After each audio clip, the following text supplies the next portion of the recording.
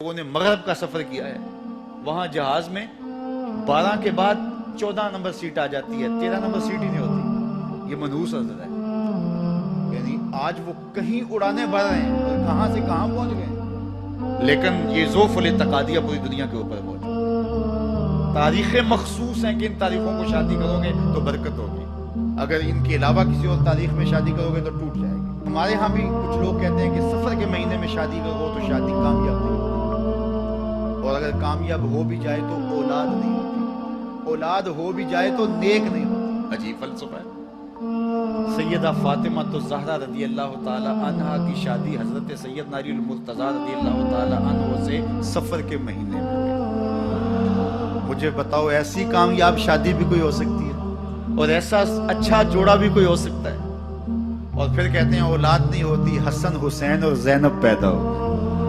ایسی اولاد بھی ہو سکتی ہے، اچھا اولاد ہو جائے تو نیک نہیں ہوتی۔ مجھے بتاؤ حسین جیسا نیک کون ہوگا، حسن جیسا نمازی کون ہوگا، اور زینب جیسی پردے دار کون ہوگی؟ تو یہ لوگوں کی اپنی خواہشات ہیں، زبان پہ جو کہہ دیے لوگ وہی مان گئے۔ میں نے دیکھا ہے کہ بعض کا لوگ 1 گھنٹے کی تقریر سننے کے بعد بھی پھر بھی کہتے ہیں نہیں اصل ہمارے خاندان واقعی منحوس ہے، فرق تو پڑتا ہے۔ جب اللہ کے محبوب نے کہہ دیا لا تیارہ، کوئی منحوس نہیں ہے، نہ دنوں میں منحوس، نہ ساعتوں میں منحوس، نہ افراد میں منحوس، ہمارے الو بھی منحوس نہیں ہے۔ تمہارے اندر کی برائیاں ہیں جو مجسم ہو کے تمہارے سامنے آتی ہیں، اس لیے کوئی منحوس نہیں۔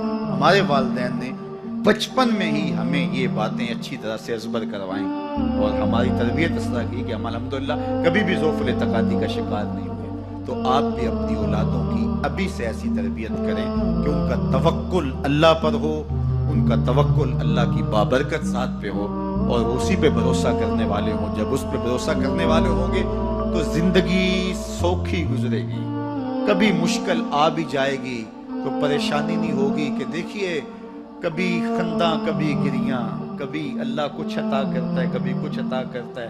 وہ محمود غزنوی کو بڑے لوگ محبوب تھے، لیکن سب سے زیادہ محبوب ایاز تھا۔ تو ایک دن اس نے اس کو خربوزہ دیا تو وہ چٹخارے لے کے کھا رہا تھا۔ بادشاہ نے چکھا تو وہ کڑوا تھا، کہا ایاز یہ تو کڑوا ہے؟ تو کہا کہ حضرت ہاں کڑوا ہے۔ تو کہا کہ تم مزے سے کھا رہے ہو؟ کہا ساری زندگی ساتھ سے میٹھی نعمتیں کھائی ہیں، آج ایک کڑوا مل گیا تو پھینک دوں؟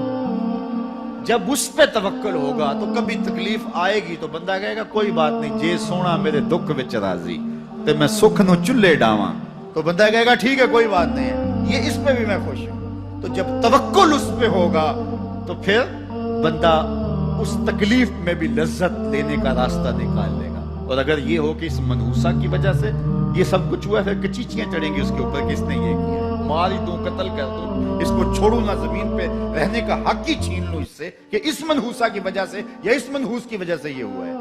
کوئی کسی کی وجہ سے نہیں ہوتا، یہ ہماری اپنی بدعمالیوں کی سزا ہے۔ اگر کوئی ہمیں نقصان در نقصان ہو رہا ہے تو توبہ کریں۔ 70,000 لوگ ایسے ہیں جو بغیر حساب جنت میں جائیں، ان کا کوئی حساب نہیں ہوگا۔ اللہ اپنے کرم سے انہیں یوں ہی جنت عطا فرمائے۔ صحابہ نے عرض کی یا رسول اللہ صلی اللہ علیہ وسلم وہ کون ہے؟ تو آقا کریم نے شرف میں کانوا لا یکتوون، یہ وہ لوگ ہیں جو اپنے جسم پہ داغ نہیں لگاتے، مخصوص نشان جسم پہ لگا لیتے ہیں، یہ فلاں بزرگ کی نشانی ہے، یہ فلاں جو ہے وہ شہید کی نشانی ہے۔ اللہ نے جب تمہیں سالم الاعضاء پیدا کیا ہے تو اپنے بدن کو تم کیوں نشانی؟ اس نے ساری نشانیاں لگائی، اس کی نشانیاں اتنی پکی ہیں کہ اس نشانیوں میں فرق بھی نہیں لگتا نا۔ یہ تمہارے انگوٹھے کی نشانی ہے، 6 ارب انسانوں کو لے آؤ، نشان انگوٹھا لے آؤ، کسی ایک کا بھی نہیں ملے گا، نشانی تمہارے رب نے لگائی۔ جیسی صورت تمہاری ہے ایسی صورت کسی اور کی نہیں بنائی، تمہیں منفرد بنایا اس میں، پوری کائنات میں سارے لوگ تمہارے جیسے ہیں لیکن تم پھر بھی الگ دکھائی دیتے ہو۔ سب کی 2 آنکھیں، سب کا ناک، سب کے ہونٹ، سب کا رنگ ملتا جلتا، لیکن سب کی شکلیں الگ ہیں۔ یہ زید ہے، یہ بکر ہے، یہ عمر ہے، یہ آس ہے، یہ فلاں ہے۔ دوسرے وہ ولا یسترقون، اور وہ رکیہ نہیں کرتے، یہ چھو منتر جادو ٹونا ہر وقت عاملوں کے پاس بھاگے پھرتے ہیں، اور وہ انہیں جو ہے وہ غلط سلط ٹوٹ کے ٹونے بتاتے ہیں اور وہ کرتے رہتے ہیں۔ عجیب लोगों के नफ्सियात होते हैं, सवेर से लेकर शाम तक इसी चक्कर में रहते हैं, फिर सारी जिंदगी तवहुमात से निकल ही नहीं पाते। अल्लाह ने तुम्हें पैसे दिए हैं, नई गाड़ी तुमने खरीदी है, छोटे बच्चे का जूता क्यों बांध दिया गया? जूता बांधने से अगर ये एक्सीडेंट से, हादसे से गाड़ी बच सकती होती है तो फिर पाकिस्तान के जितने PIA के जहाज हैं सब पर बांध देना चाहिए, सब पे जूते लटके हुए। अजीब तुमने फलसफा तराशा, किसी ने जो है वो काली रंग की पट्टी बांध दी नीचे, इससे इसको नजर नहीं लगेगी। घोड़े के पांव के नीचे जो खुरी लगी हुई होती है, कुछ लोगों ने अपने घरों में वो बांधी हुई होती है कि इससे हमारे घर के अंदर कोई मुसीबत नहीं आएगी, कोई तकलीफ नहीं आएगी। किसी ने हंडिया अपने घर के ऊपर उल्टी रखी हुई होती है, ये हंडिया बचा लेगी। और मियां हंडिया क्या बचाएगी तुझे? अल्लाह के कहर से कुछ नहीं बचा सकता। जब तुम्हारे ऊपर कोई मुसीबत नाज़िल होनी है तो कुछ नहीं बचा सकता। अगर बचना चाहते हो तो फिर अल्लाह से इस्तिग़फ़ार करो, अल्लाह ताला की तस्बीह करो, अल्लाह की तहलील करो, मेरे हुज़ूर पे दरूद पढ़ो, फिर देखना कि मुसीबतें टलती हैं या नहीं टलती। तो ये खामखा के रुकिए, और ये आमिल लोग जो हैं इनका तो काम ही है, इनका काम चलता है लोग ज़ोफ़ुल इत्तिक़ादी में मुब्तला रहे और ये कह देते हैं कि आपके खानदान में एक मनहूस औरत है, ये उसका किया हुआ है, तो कोई ना कोई मनहूस तो पहले ही उन्होंने तय कर रखी होती है, फौरन ज़हन वहां जा क्लिक हो जाता है। उसका नून से नाम शुरू होता है, उसका काफ से नाम शुरू होता है, उसका जीम से नाम शुरू होता है, तो पूरे खानदान में किसी का नाम काफ, नून या जीम से तो शुरू होता ही होगा, या दोस्तों में तो फौरन ज़हन जो है उधर मुंतकिल हो गया। अब ये बाबा जी ने बता दिया है, हाँ उसने ये बात की थी, कुछ बातें याद आने लगी, उस काफ से शुरू होने वाले नाम के साथ नफरत पैदा हो। इस बाबे ने नफरत का कारोबार किया है। इसने तो 100 रुपए 200 रुपए ले लिए, लेकिन दो इंसानों के अंदर नफरत डाल दी। इसका गिरबान कल कयामत के दिन पकड़ा जाएगा। इन मलंगों के पास, इन ज़ोफ़ुल इत्तिक़ादी को फैलाने वालों के पास कभी ना जाओ। तुम्हें मुसीबत पड़ी है, तुम्हें लग रहा है शायद मेरे ऊपर जादू है, तो पढ़ो ना सूरा बकरा, जादू जड़ से उखड़ जाएगा। 40 दिन अपने घर में सूरा बकरा पढ़ो, बरकत होगी। कहते हैं बोले सब 40 दिन तो नहीं पढ़ी जा सकती, अढ़ाई पारे, हमें कोई तावीज़ ही कर दे। हम शॉर्टकट चाहते हैं ना, रोजाना सुबह 2.5 पारे सूरा बकरा पढ़े, ये तो हमसे नहीं पढ़ी जाएगी, तो आप कोई तावीज़ ही लिख दें। कारोबार में बरकत नहीं, मैं कहता हूँ पढ़ो ना सूरा वाक़या, 3 रुकू है, बरकत होगी। हम कहते हैं हमें तावीज़ मिलना चाहिए, बस वो हम गले में रख लें, बटुए में रख लें, पर्स में रख लें और हमारा काम हो जाए, हमें कुछ भी ना पढ़ना पड़े, हमें वुजू तक ना करना पड़े, नमाज ना पढ़नी पड़े और बरकत हो जाए। ऐसे बरकत होती है। बेटे की शादी की, बहू घर लाए, अभी 2 दिन नहीं गुजरे थे, कारोबार में नुकसान हो गया, या घर का कोई फर्द फौत हो गया, या कोई जानवर मर गया, तो कहा कि ये मनहूसा आई है तो हमारा ये नुकसान हो गया। अगर वो ना आई होती तो फिर ये नुकसान ना होता, फिर तुम कयामत तक जीना था, या इससे कबल तुम्हारे कभी नुकसान नहीं हुए। तुम्हारे घर के अंदर बेटियां मौजूद हैं, ये भी कल किसी की बहू बनेंगे और उनका भी कोई नुकसान हो सकता है और ये भी मनहूसा करार दी जा सकती। फिर तानो तशनी के तीर जो है वो उसके ऊपर लगाए जाने लगे। कितनी ज्यादती है, कितना जुल्म है, किसी का दिल तोड़ना, किसी का दिल दुखाना, किसी को मनहूस करार दे देना। आज खुद तुम्हारे पास क्या सनद है? तुम्हें इल्हाम हुआ है? क्या हुज्जत है, क्या दलील है तुम्हारे पास कि किसी को तुमने मनहूस करार दे दिया?